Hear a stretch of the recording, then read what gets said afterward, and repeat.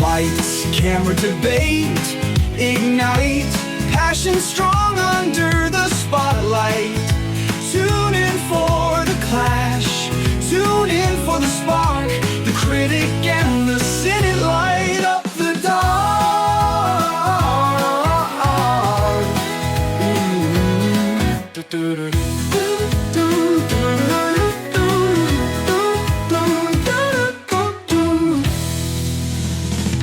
Welcome back to The Critic and The Cynic. This one's called Have and to Holiday. So have and to hold, but have and to holiday. Alright, I hate this. You hate the title already? Oh yeah, that's awful. Well, the poster is absolutely horrible. What the heck? There's nothing to it. There's just a white background Again, and people. why does it look like they're from like the 50s? The last time we saw a poster like that was the veto button. It was the veto one. So we might have some hovering hands over a veto. Well, my only hope is that you will. Because I don't have mine anymore. Which would be funny if I vetoed the first Three Brothers movie and then I have to watch the second one. Oh no. Then that's just, I don't know. Okay, so to have and to holiday, once again, it's a completely pure white poster and background. It just has people plastered on the photo. It's very clumsily thrown together. But what we have here is a tagline of all they want for Christmas is her dad's blessing. I don't know what to say about that. Hey, if you go back to Christmas with the Sings, it started off that way. Yeah, it did, but that's such an archaic thing. It's going to be an archaic thing, but it's going to be that way for the rest of the time. Doesn't make it right, but alright. Well, anyways, let's go ahead and read the premise. When Celeste, another movie with a Celeste, okay. When Celeste gets engaged to Jason, after a few months of dating, her father and the couple's would-be officiant, Pastor Mark, insists on putting them through a pre-wedding boot camp filled with Christmas-themed challenges. As the couple grows stronger through the festive activities, Celeste considers following her dreams in the fashion industry. Meanwhile, Pastor Mark learns to trust his daughter's choices, leading to a heartwarming holiday season for the whole family.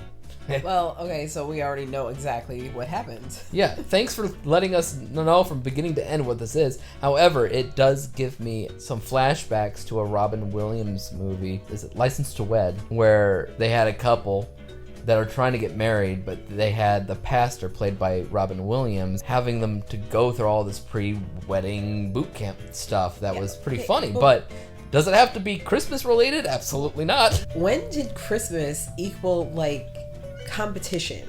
Because there have been so many of these movies that deal with challenges or competing against each other or games. I know. This is weird to me. It's incredibly weird to me. Like I said in the first episode of the podcast, what I expected was more science fiction with the time loop stuff. I thought that was always fun with Christmas movies, but like all the same. It's always rom-coms with competition. Okay, I'm just not loving this pattern. Well, we got Madeline Arthur as Celeste, Eric Close as Mark, and Jason is played by Robert Bazocchi.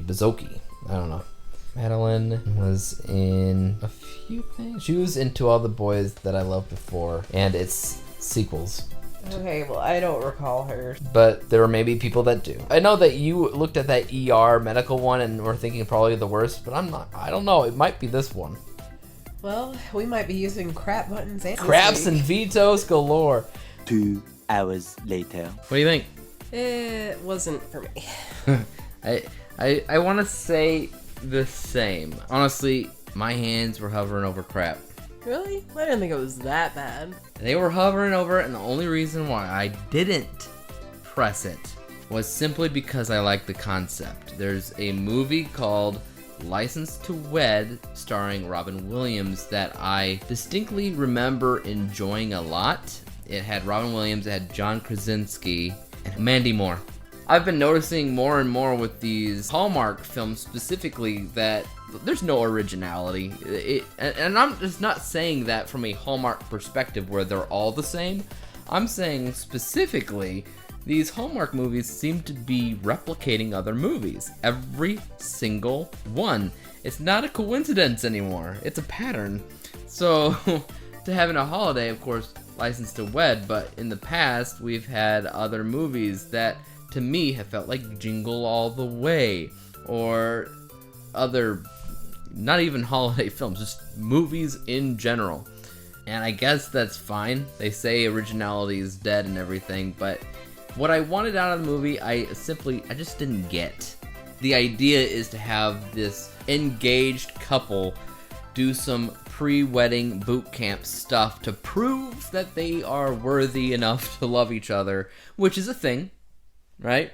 People actually go through this. Well, not a boot camp. It's usually more of a counseling. Yeah, counseling. Where you, like, are talking to them about difficult topics and how do they feel about these things, just to make sure that they've thought everything through. Not marriage counseling, but yeah, pre-marriage. Counseling. Yeah, and I've heard of it, and I've seen people actually do it in real life.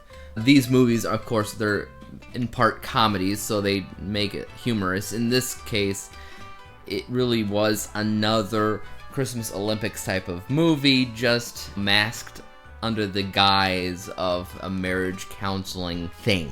Which really was, let's just throw some stressful things at you and see if you end up tearing each other's heads off. Right, which is, I guess, fine. And then they're like, oh yeah, wait, it's a Christmas movie too. Let's make sure that they're all wintry themed. Like when they had to do an activity together, let's make them build a gingerbread house together. Or if one person drives blind, the other person has to help direct them around the obstacle course, which of course is snowmen outside. Which leads an interesting question, because yes, this boot camp was taking place during Christmas time, but what happens when he is doing this boot camp for a couple in the springtime? Well, see, you know that thing where it's like, if you cut down a tree or a tree falls down and nobody's around, does it make a sound? You know? Well, we can't answer your question because it doesn't exist and we don't have to think about it. I think about these things. I'm sorry, but I can't sit there and watch a movie like this and not be like, okay, are they hitting Easter bunnies? That's right, yes. Easter bunnies. Gotta hide those. Are they building, like, Easter baskets instead of a gingerbread house? That's right. I don't know. You gotta build them Easter baskets. No, you gotta hide the Easter eggs in a way that makes sense and says that they love each other. I don't know. Or the activity is in summertime is swimming or something. What the heck would you do with swimming? Pretend to drown and see if the other person can save you? Perfect. Because I was just thinking swimming, but you're making it funner, I guess. You have to have a challenge. Otherwise, there's no problem. If you're just like, hey, get in the pool and swim around a little bit. Yeah. Like, how does that tell you if they're going to be a compatible couple? I'm going to say this. Like, a lot of these movies don't feel so much like a real Christmas movie, but I don't know. It might just be me right now, but I'll just say that this feels the least like a Christmas movie out of everything that we've seen, in my opinion. The least. Yeah, I couldn't. You would probably be like the ER one. That one was pretty not Christmassy. Though, thematically, it was because first responders have to work during Christmas, so that's always in the back of your head, or at least it was mine before vetoed it. This, however, Christmas was never in the back of my mind. How could it not be? They were doing a Christmas festival. They were doing once again, another freaking Christmas festival. Well, in my opinion, there's a difference between Christmas and just wintry themed things. And there's a lot of stuff in this that was wintry themed. Not much actual Christmas. I don't know, I think wintry themed is not the same thing as Christmas. I'm just saying. Well, that's fine. Overall, I sensed a little bit of chemistry. I'm not gonna lie, there was chemistry there, but for the most part, I didn't care. The dad was played by this guy that I've seen in the past in this Steven Spielberg shorts series called Taken, which I really like Taken. He was like an alien character, so I liked the fact that he was there. But overall, if you're gonna watch a movie like this, I would just suggest you watch Robin Williams' movie License to Wed instead. That's not Christmas. No, it's not Christmas, but it don't need to be. It's definitely funnier. Okay. Okay. Well, you have to come up with some three good things. Well, okay, like I just said, the guy from Taken, I did say that I liked that he was there. I also said that there was chemistry, and I'm not gonna lie. And I mean, I do like the premise. That's the whole thing that stopped me from giving it the crap button, was the premise. So I like those 3 things. What about you? I have to come up with a different 3. Well, I mean, you can agree with everything, I guess, but that's just too easy. Well, I didn't love the casting. So our leading lady, I watched her in a show called The Devil in Ohio, which was about a cult, and it was really creepy, and she played that character really, really well. So I had a hard time reconciling this really, really creepy cult person with this carefree bride-to-be. Like, That's a great positive. it's not a positive. It's not a positive. I did not like the casting. I don't like the premise. You don't like the premise? No. When it's approached right, it's great. That's why I like License to Wed. Because it's ridiculous. When you watch License to Wed, it's more of a dumb comedy thing. It's ridiculous because it's taking off this concept that you can judge how much you love your person to be if two based people, off of games like this. That's fine. But if 2 people want to get married, it's none of my business to be like, no, you have to go through this. That's the whole point of why it's funny. If you look at it like satire and it's making fun of that, it works. But this was taking itself like seriously, as this is not a bad idea to do. So there's a difference there. All right. Well, I gotta come up with a positive or 2. Yeah.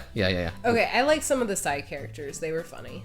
I like the side characters. Like the older lady that was like a big gossip. I liked her. And I liked the couple, the other couple. Yeah, and I liked the mailman who, if he lost at darts, he would just start saying F the world and screwing up the mail. Those are those sore loser types that just ruin the world for you if they don't win. Like, those were funny. Those were good. That's all I got. That's all fantastic. How about a score? I mean, I'm never going to think about this again, so I'll just stick with the 50%. Like, it's not so bad that I'm going to be like, oh my god, you remember that terrible movie? But it's also not something I'm ever going to think about, ever. You have an interesting scoring method and way of thinking about things, because I have rated movies, not many, mind you, but I have rated some like 0%, 5%, and I have never thought of them again. Well, in my mind, if they were that bad, I would definitely think about them again. Because I would just start laughing randomly and be like, oh my gosh, remember that movie? It's just in the moment.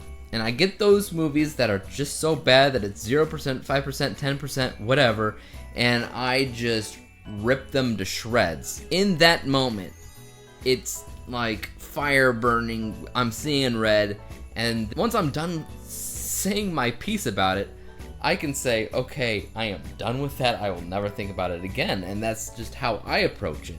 So when I look at To Have and To Holiday, my score for it will not be 50. It'll be something more along the lines of 30.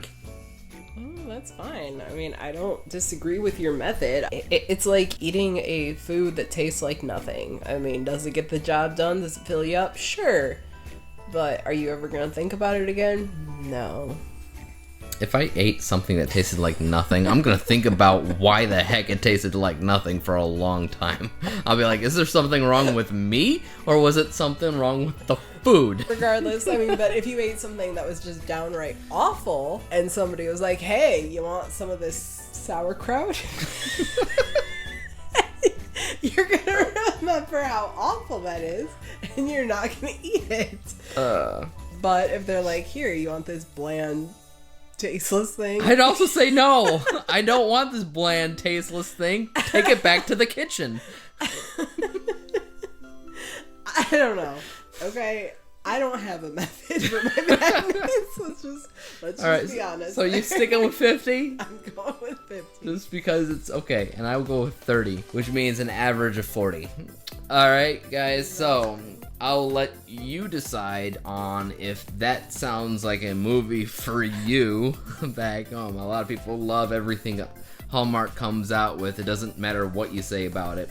But for me, this is one that I kind of regret watching. Overall, the only thing that I really was interested about was the premise, and it didn't execute that premise very well for me. So, that's it. That was To Have and a Holiday.